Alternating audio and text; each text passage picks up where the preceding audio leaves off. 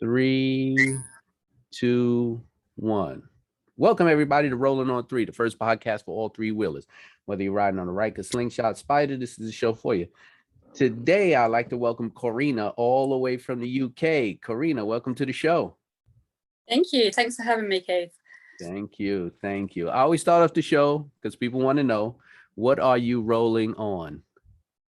I am rolling on a baby Can Am Ryker 600. Not a baby. That's the one I have. Hey, Corina, tell us a little bit about yourself. Okay, so I'm 56. Never ridden a motorbike before. Apart from probably in my 16, when I was about 16, 17, probably rode around the park on the little fizziest little 50cc's that the boys had down there. You know, bit of a tomboy, sort of like to do boys stuff. Mm-hmm. And yeah, I actually got back together with an ex-partner last year, Andy, and he said to me he had two motorbikes at this time, and he was selling his 600 Yamaha, and he said, I'm gonna keep it just in case somebody wants to do their bike test, meaning me.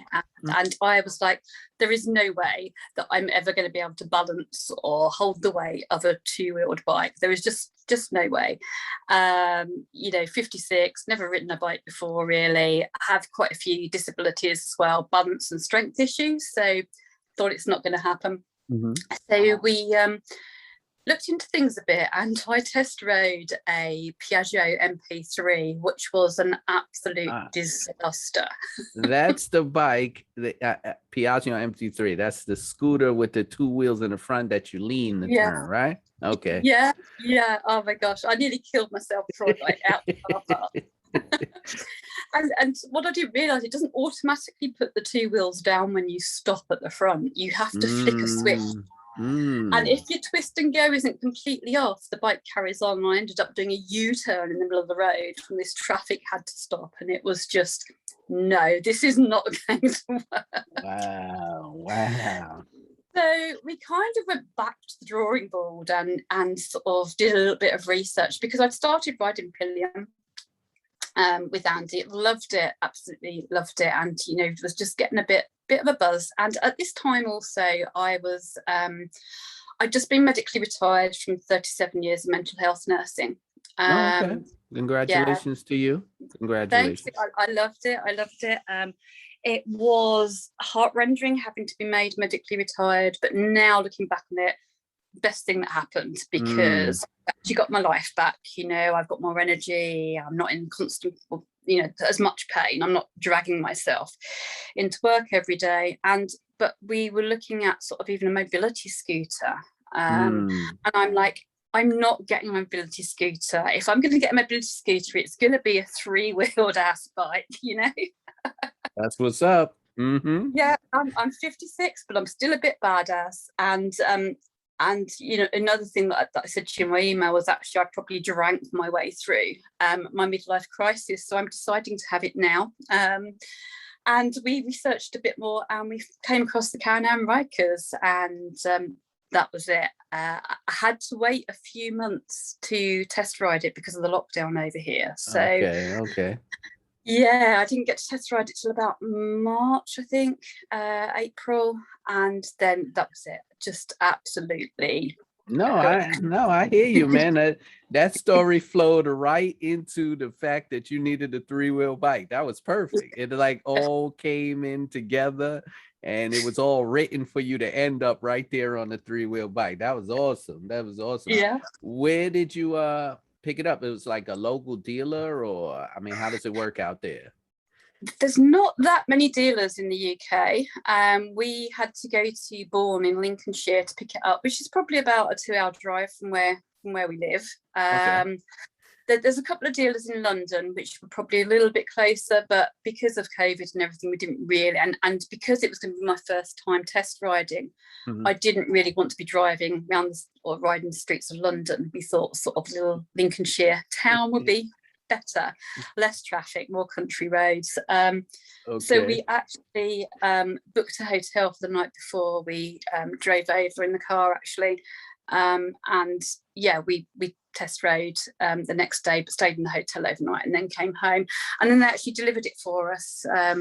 Once I decided to buy it, which didn't take very long, really. How was your experience the first time riding it? Like, you sat on the three-wheeler. I mean, it's a whole different machine. So the first time you sat on it and rode, like, was it comfortable? Did you feel like, oh, this is easy, something I can handle?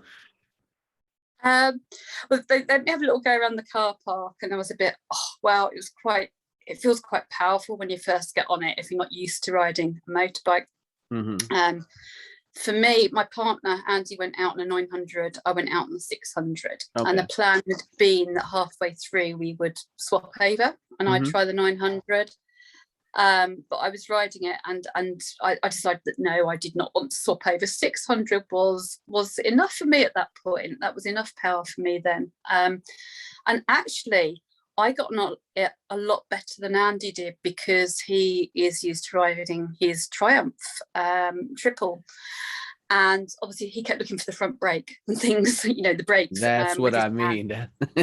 That's yeah. So for me, it was a lot easier because I don't have that experience. So right. Okay. Learning completely new to me. So it actually came more naturally to me than it did to him. So yeah, it was to me. That's absolutely right. From a non-rider, I was a rider. So yeah, my first day, when I took it out and rode out the dealership, the guy was joking around with me saying, "Are you ready to go?" I was like, "Yeah." He said, "All right, one down, four up." I was like, "Wait, this don't have gears." And he was laughing, and I was like, "Oh man, come on, I got this." And I think I shot across like 3 lanes of traffic before I figured out, oh, there's no handbrake. But it was an experience. But I like, it's better when you have no bike experience. You get on it, it's a lot easier, I think, because my mentality was, I was like, I rode 3 wheels. This is 2 wheels. This is nothing. 3 wheels, nothing. But yeah, that's great. Now, tell me about the area that you live in the UK. Are we rural, city, between? Like, give me I know nothing about the UK, so give me a picture. Okay, so where I actually live, it's right on a Norfolk-Suffolk border, which is quite countrified, really. We have got some cities. We've got Norwich is my closest city, and then I have Ipswich as well. So they're quite built up areas, but generally where I live, it is in the middle of lakeland. I'm actually spending most of my time in a caravan on a lake at the moment, which is beautiful. So yeah, it's pretty rural, really. It's quite a nice, peaceful area. Nice, but now I'm retired, it's a nice area to retire into. My partner Andy, he lives in Essex, which is a little bit more happening, a little bit more sort of built up, a little bit more trendy. And so I spend some of my time down there too. So I've sort of got the best of both worlds, really. That's nice. That's nice. I like to see that type of when people will be able to take those rides, when they could do a little city, do a little country, take some long trips, because I'm in the main city, so it's just congestion. If I want to go somewhere, I have to go very far away to have that traveling. But how's like the weather? Are you able to ride all seasons, or does it get like really, really cold where you have to stop? Yeah, so the climate really actually in England is pretty much the same all over, because I know sort of in the States you're different climates in different states, aren't you? But generally in the area where I am, it's generally the same, and we do have a kind of summer, spring, autumn, winter.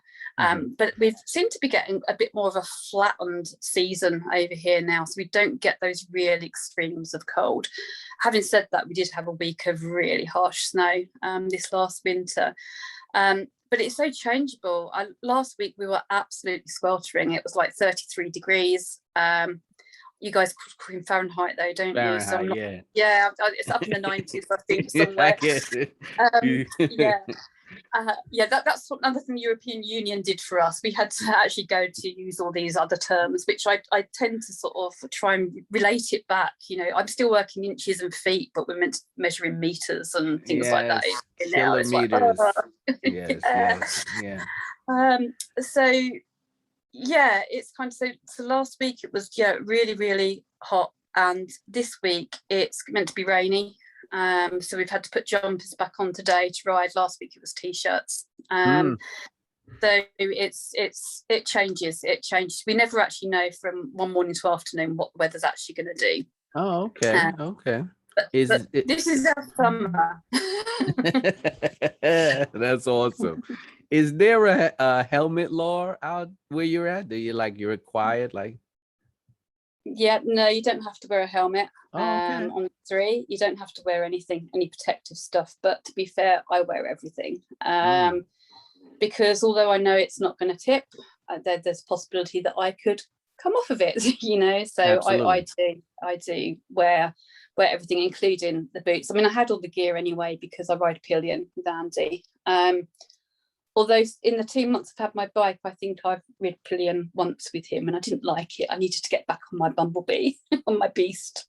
Okay, it's got a name already. That's what's up. Yeah, bumblebee. Yeah, that's nice. Yeah. That's nice. So let me ask, if you told me I guess the happening area is Wessex. Is that what you said it was called? I don't know. Essex. Okay. Essex, yeah. So that's the happening area. So if you go there, are there is it a lot of bikes? Because, you know, I look at videos and pictures of Europe and everybody's on some type of bike or scooter. So is that like really, really the popular way of transportation?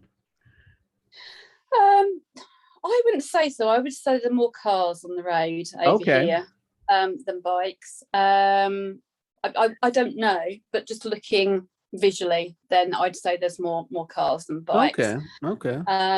When it comes to 3-wheels, then that's the minority. And when it comes to Rikers, that's the real sort of minority. So I can see it's kind of cool. Yeah, I kind of love it, you know, because you drive. I mean, as Andy says, because I do have a wingman. Andy is my wingman because I couldn't really ride on my own. The distances we're doing, I do need a wingman with me, bless him. So it's very tiring for him because he's riding for 2 sometimes. We have the intercom system, you know, it's like, Karina, you're still indicating, or your foot's on the brake, you're getting tired, and you're not 2 seconds away, you know, just reminding me of all those things. But yeah, his Triumph has no attention whatsoever now wherever we go, because everyone's just like taking a second look at me, you know. And, it's the popular thing. It's the popular thing. So now when you go out with your bike, like, you know, so where's the chill spot? If I'm in Essex and I'm visiting, where am I going for food, to hang out? You know, let me know. I guess sort of near to where Andy is, it'll be Chelmsford. It'll be a city called Chelmsford, quite a small city. But it would be Chelmsford would be the hangout place that you'd go. Or you could nip into London, of course, if you wanted to. So London's pretty. That's great. You know, I like to give something for people who, you know, listen and travel and they say, oh, well, you know, where is she from? It sounds like a great place, you know, so I like to give them a little idea. There'll be something to do. The only other person I spoke to in Europe was Martin the vlogger. He's in Slovakia. So I got a little experience about that part of Europe. And, you know, we joked around about, you know, he said we have cars out here. We know we don't use horse and carriage and things like that. But he told me the same thing, that the bike was a head turner when he got it. And, you know, so now I understand, you know, I remember when I first got it and people would be like, hey, what's that? I mean, the craziest thing someone ever asked me was, did I make it? So I was like, no, that's the way it came out of the store. But, you know, thank you. But you told me that, you know, you're riding with a partner. That's great. So are you putting some heavy miles on? Or are you just doing a little recreational thing? Like, what you doing? I think for me it's quite heavy. I mean, I've had a 2 months and we've done 2,500 miles already. So I think that's pretty good. And what we're planning to do eventually is the whole of the coast of England, because England, or the UK, should I say, is an island. So we're completely surrounded by water. Mm-hmm. We had planned anyway to go away to Europe this year, originally sort of camping and in the van. But obviously COVID put paid to that. So we thought, well, you know, we have got a beautiful country. We just don't always have the weather. So we'll do it in the UK. And then I got my bikes. We thought, oh, hell, let's do it on the bikes. You know, we'll go and do a little bike tour. But neither of us are particularly sort of 100% fit and healthy. So we do have to go back to Essex once a month for treatments, hospital treatments and things.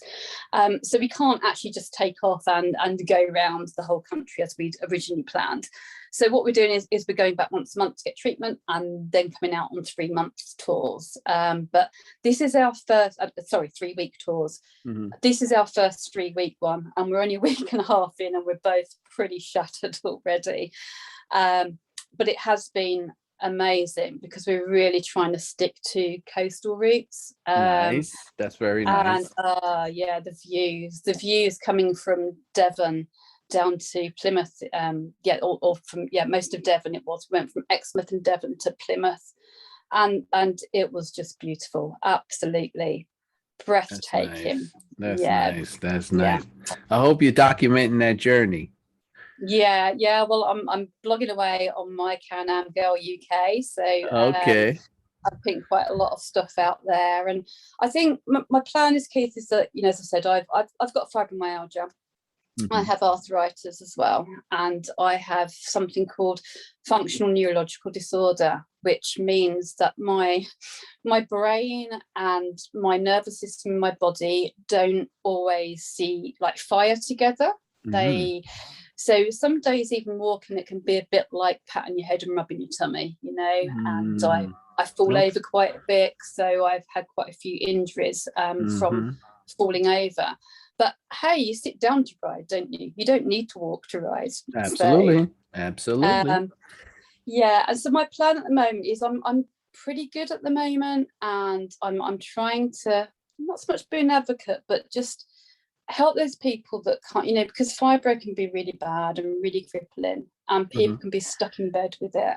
And it's kind of like, don't ever give up the hope. You know, there are times that we can do stuff, and whilst I can do the stuff, I'm trying to embrace that and trying to share that journey with other people, so that, you know, they can come and see some of the sites with me, even if they can't get out of their bed or get out of their house, or, you know, because there's times where I struggle to get out of bed and get to a settee, let alone get on 3 wheels and ride. But at the moment I can do it, and I want to do it for as long as I can, and just embrace every day, because we only ever have today. That's all we've got. And well, let me tell you, that's you are a true badass. You are pushing forward despite whatever's in your way. That truly makes you a badass person. So I have to say that's something that's going to stick with me for a long time, I tell you.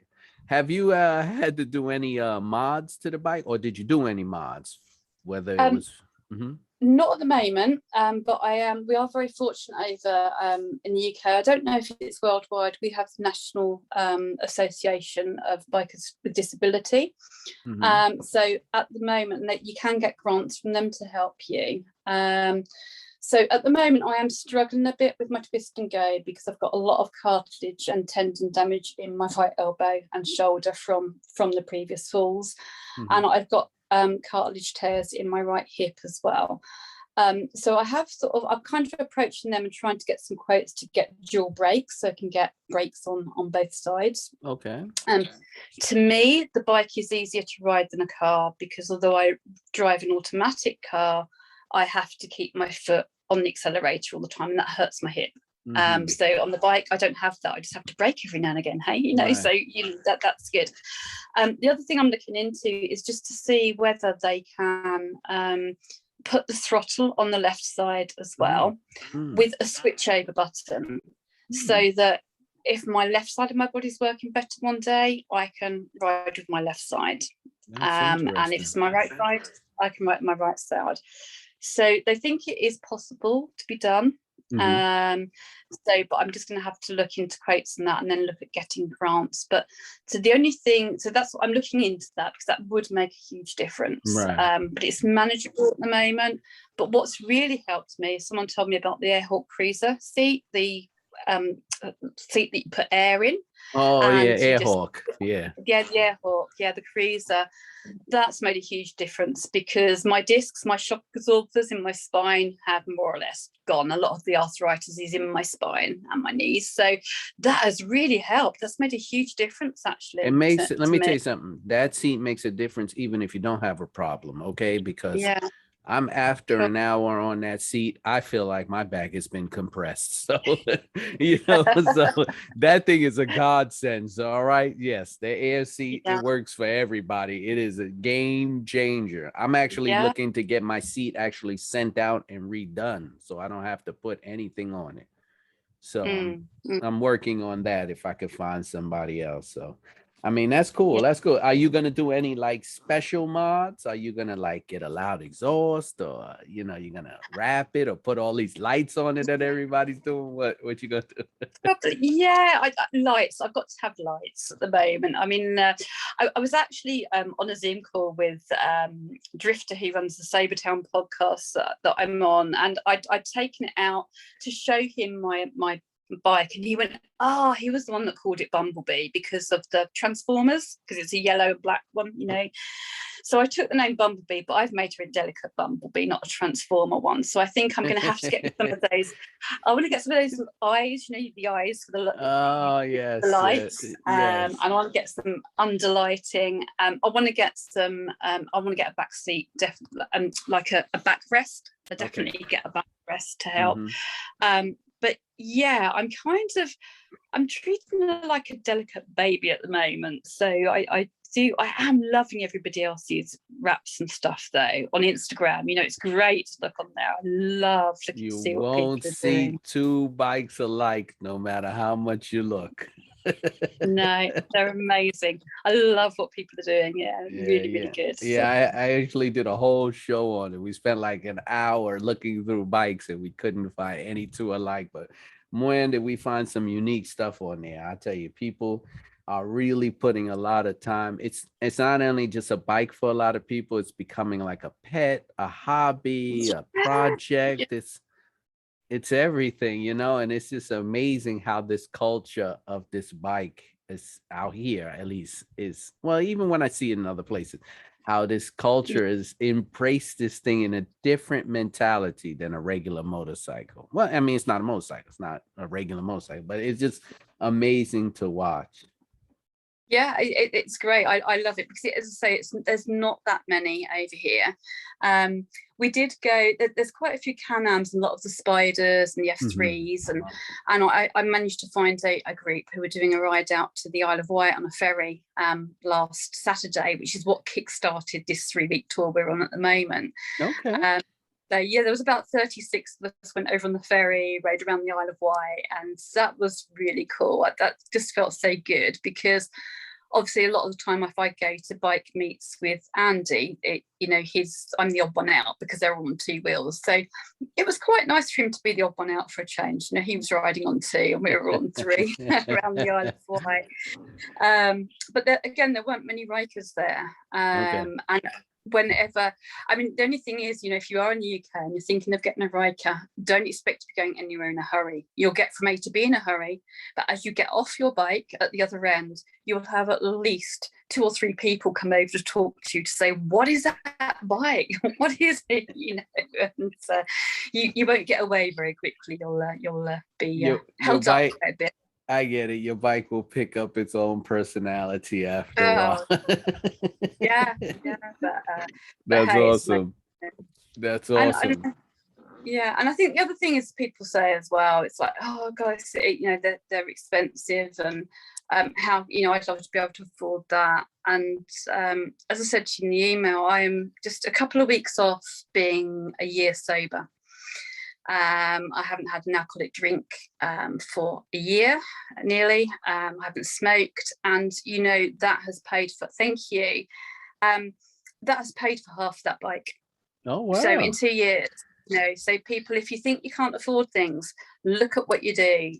Stop your alcohol, stop your drugs, stop your cigarettes, stop those things that actually don't fulfill you. They don't actually do anything positive for you. And get your ass out and buy yourself a Can Am Ryker and go live. That's a commercial right there. I'm gonna have to send that to Can Am. That's a commercial. So now, congratulations on being sober. You mentioned to me you have a podcast about sobriety. Yeah, so I joined the I Am Sober app just nearly a year ago, and met some great people on there, made some great friends from all over the world. And in fact, one of the things we're doing on this journey is I'm going around and meeting some of the sober ladies that I met on that app. And a lovely guy called Drifter, he started a podcast off, and along with the development help of East Guy, he set up the sobertown.com podcast. And I do a podcast on there each week with the lovely Polly. We do our happy hour, 2 for the price of 1, where we could talk about everything from anxiety to moderation to how you go from that fear of never drinking again. Because whenever you stop, it's like, how can I never drink again? Life's going to be so boring. How can I do it? And then you get to that point of that fear of ever drinking again, because you realize how much you are now living and how much fun you can have without numbing ourselves. And also looking at the hard work that goes, it's very hard work being sober. It's more than just putting down the drink. And just for people to know, I was a bottle of wine a night girl. I wasn't somebody that drank early in the morning. When we talk about alcohol problems, people think about the tramp onto the bridge with a paper bag and a bottle, bottle in a paper bag. That's not the majority of people who are addicted to alcohol are your everyday people. I was going to work, I was, nursing, I was getting up, and I drank a bottle of wine every night for 22 years. Wow. And nearly a year ago, I really struggled to walk. I struggled to talk. I couldn't have had this conversation with you. I would choke at every meal. I would fall all over the place. And I never fell when I was drunk, though, interestingly. But I would get out of bed and try and walk, and I would look drunk, because it was like being drunk. With FND, it's like being drunk a lot of the time, because you can't sort of coordinate properly. So I put the bottle down. I haven't looked back. It's amazing. I live again now. I don't fall over. Touch wood. I'm in a wood cabin. Look, I'm surrounded by wood. I haven't had a fall for about 3 months, which is amazing. It can be funny sometimes, the pinball machines where the ball goes bing, bing, bing. I can walk up a corridor and that's me going bing, bing, bing off the ball, because I'm sort of kind of staggering. So we have to find some humour in these things. But, the majority of the time, what I have done and what I learned with sobriety is that our brain has this neuroplasticity, and we can retrain it. In the same way as you've retrained yourself to ride on 3 wheels from 2. As you said, when you first got on it, that was really strange. Right. Now you do it. Now it's second nature, because you train your brain. I get it. Yeah, so that's what I've done with walking and talking and eating, is I had to use mindfulness an awful lot of really focusing in on what I'm doing. And when I get tired and don't sleep well, or I get complacent and don't focus, that's when accidents start. I see what you're saying. So it's a muscle. You're retraining that muscle to work the way you want it, and that's how you're going to regain all your experiences and take your life back, because you're going to push forward to retrain yourself to be, that's back to where I want to be, right? Yeah. That's beautiful. And the bonus is I've trained it to ride a 3-wheeler as well. That's right. That's right. And you know what? That leads me into my last question of the day. If you had your bike parked, there's people standing around you right now. Somebody walks up to you and says, "Hey, can you describe your Can Am experience to me in like 1 word or 1 sentence? What would it be?" In 1 sentence, bleep bleep. awesome. The best thing ever. The best thing everyone. I know. I think my sentence would be, everyone needs to have one. That's awesome. That is awesome. I rarely get two answers that are the same, but this one was the most unique. So listen, Corina, sorry. Tell people how they can reach you, how they can watch your journey on your social media, how they can see you progress, contact your podcast, and just reach out to you for inspiration. Give out all your contact and social media stuff. Oh, great, thank you. So my journey following my tour around the UK and spreading all that is Can Am Girl UK on Instagram and Facebook. My sober journey is sober_bumblebee. And I also have a positive living with fibro. So it's positive.living with fibro on Instagram as well. And you can get sort of the Sobertown podcast and that from there as well. So that is www.sobertownpodcast.com. Beautiful, beautiful. Thank you. Listen, everybody, you should know me already. If not, I'm Keith Hammer. This is the podcast Rolling on 3, the first podcast for all three-wheel owners. If you want to be on the show or contact me, you can hit me up on my email. It's rollingon3wheels@gmail. That's the number 3. You can find me on Instagram as the Shadow Black Ryker.